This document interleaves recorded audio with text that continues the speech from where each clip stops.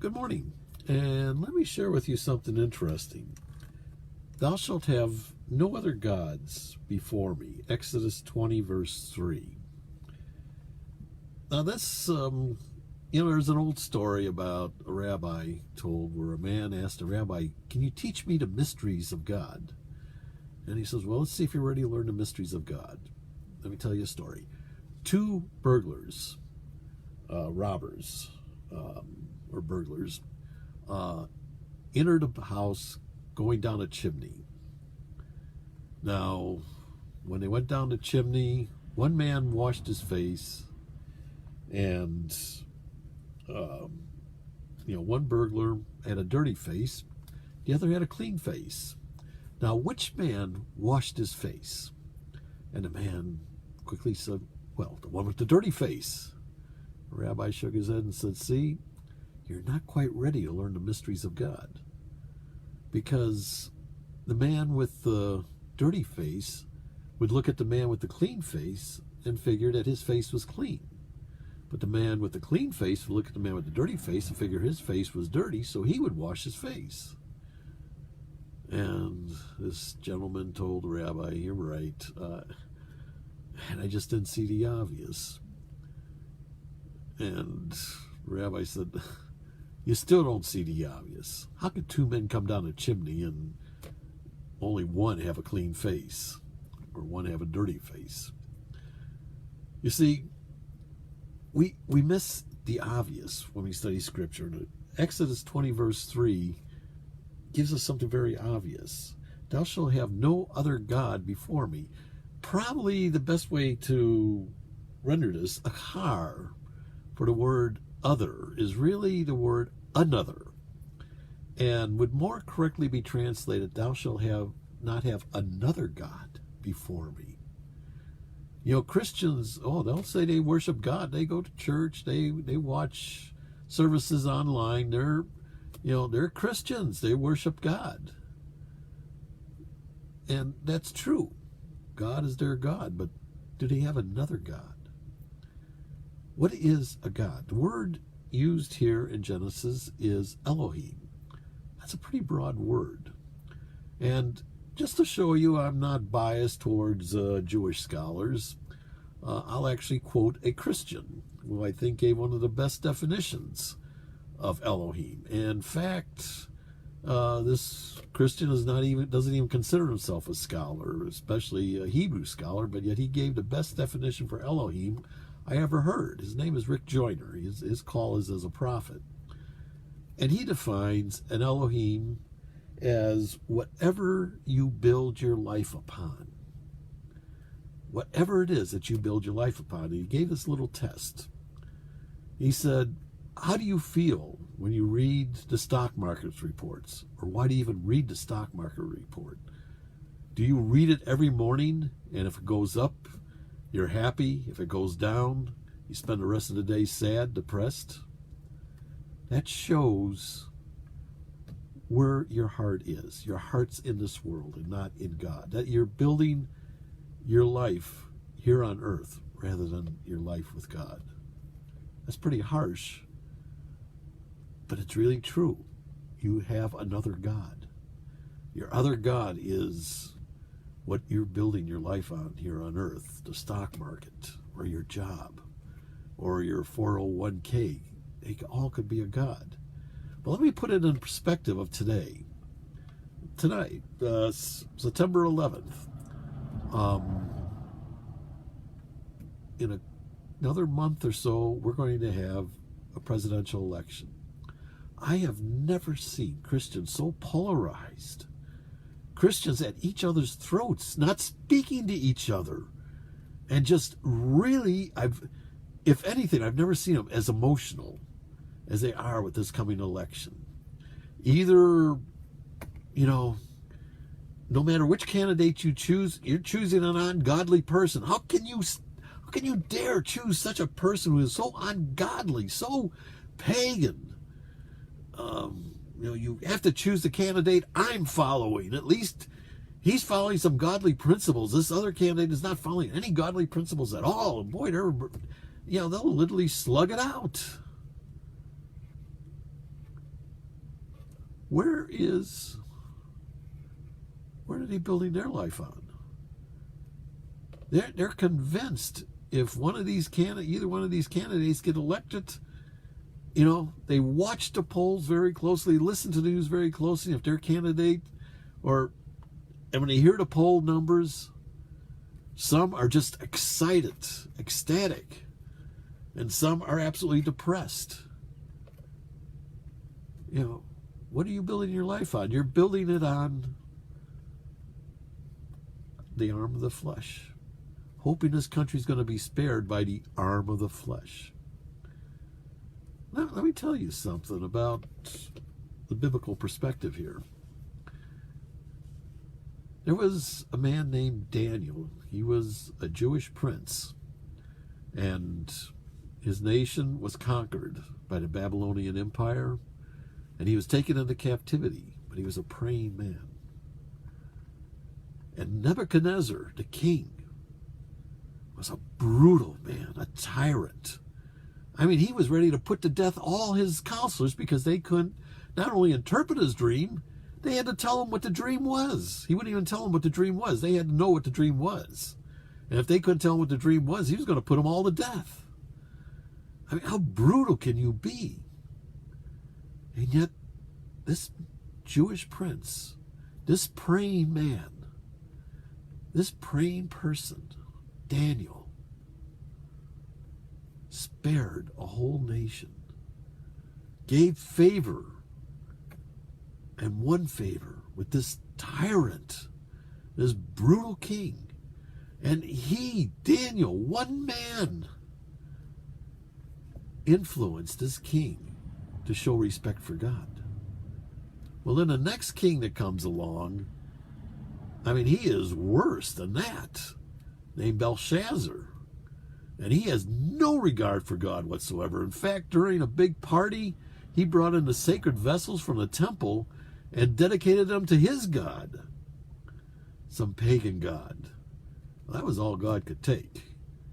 And so the only way to get through this old boy's thick skull was to have a disembodied hand start writing a message on a wall, which the old boy Belshazzar couldn't even interpret. He had to call in Daniel to interpret for him. And Daniel interpreted. Well, Belshazzar, what this thing is saying is, party's over, get ready. Tonight you're doomed. And he won favor with Belshazzar. He was made a prime minister, which lasted all of a few hours. And Syria, or the Persian Empire, took over, led by a man named Cyrus. And Daniel, the praying person, he won favor with Cyrus.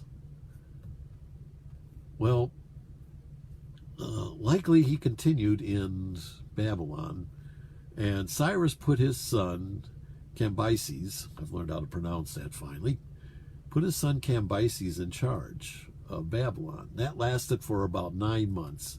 I mean, Cambyses was such a rascal, his own father couldn't even trust him, and removed him from the governorship of the city of Babylon and put in someone else. And poor Cambyses was, he was plotting. He was plotting his next move. And during that time is when this praying person, Daniel, had a vision of the future. And he needed understanding, and God sent a messenger who was delayed 21 days because he was withheld, is what the word is in the Hebrew, by this man, or by the Prince of Persia, he called it. Some say it's a spiritual being, an angel or a demon, and there's territorial angels and all that. I believe it was the Prince of Persia. That what he was sent to do was to influence. Now, he couldn't change a person's will. God cannot do that. God has no control over a person's will. He's established that's his law. He will not interfere with a person's will, but he will try to influence it. While the enemy's on the other side trying to influence the will the other way. Kind of like the old cartoon, where you got the little devil with a pitchfork on one shoulder of a guy, and then the angelic little angel on the other shoulder, whispering in the guy's ear, like, no, don't you do that either. And the other saying, oh yeah, go do it, go for it. That's kind of what's going on, really, in the spiritual world. That's the battle of the spiritual world. That's the fight. The bloody, thirsty battles. It's over will. Trying to influence. You can't control, but you can influence someone's will. And it took 21 days in the coming of the Archangel Michael to influence the will of Cambyses. Cambyses was a real rascal. And 6 years later, Cyrus dies in a battle, and Cambyses had his own brother murdered. He was a murderer. He was a rapist. We know that because he immediately went to Egypt, conquered Egypt, and hung around there being ordained into the pagan religion, the goddess of night. And the goddess night, their worship was to rape women. That's the way men worshiped the goddess night. And he was going to bring that religion back into Persia. And yet, God was able to influence this person in order to go to Egypt and leave a vacancy in the Persian Empire all this time while the Jews were now taken in captivity. And along comes a king named Darius. Well, he wasn't a king yet. In fact, he wasn't even a member of the royal family. He, forged some documents, make it appear like he was a member of the royal family. But what he first did was hire some priest to pretend like he was Cambyses' brother that Cambyses had murdered, and said, didn't murder him after all. The guy's alive. And everybody respected him as the king. And it took Cambyses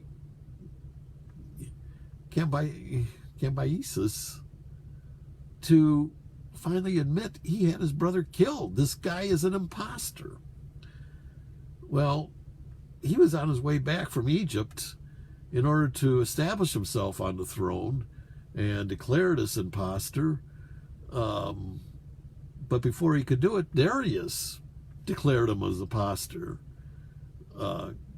Cambyses admitted it, and Darius took the throne, and Cambyses either was wounded in battle or took his own life, or tried to take his own life by stabbing himself in his thigh, which became infected, and he died a few days later from infection.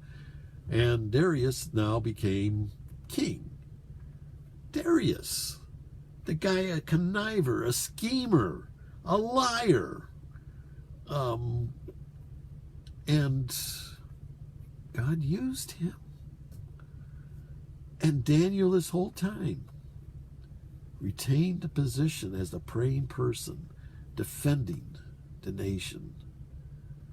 And then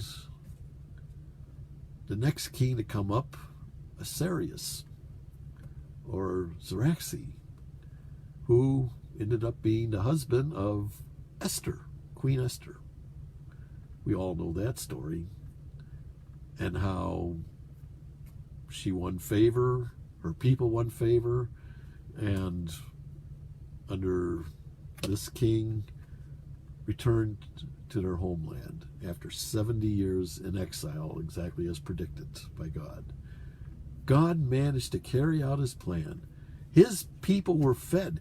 They prospered. Not everybody went back to Israel. They had a good life there in Persia. They held positions of authority, of honor. They were powerful businessmen. Many of them stayed behind. Esther was a queen during the time that there was a return to Israel. And it was, they had to really Ezra had to do a lot of persuading. Nehemiah had to do a lot of persuading in order to get people to return to Palestine, because life was so good for them. Because God gave them favor. These were pagan kings. King Cyrus was Zoroastrian. Darius was pagan. Xeraxes was a pagan god. Worship pagan gods. And yet God used them because everyone had a praying person behind them. Praying and fasting. It doesn't matter who gets elected president. Not at all. Because no matter who gets that office, it's going to be you. You, the praying person, that's going to protect God's people. And his people will be fed. His people will be protected. His people will prosper. No matter who is sitting there in that Oval Office. So next time you are tempted to look at the polls and determine if your day is going to be good or bad, depending on the poll numbers, stop and think it doesn't matter what those poll numbers are. Your God is God Jehovah, who controls whoever is. He doesn't control, but has powerful influences and uses your prayers to influence these leaders. It's your prayers. That's the weapon. That's the ammunition that God uses to persuade, to influence. It's your job. You have the power through your prayers. And when you put God first, in everything you do as unto God. And recognize that he's with you 24/7. Then that is who your God is.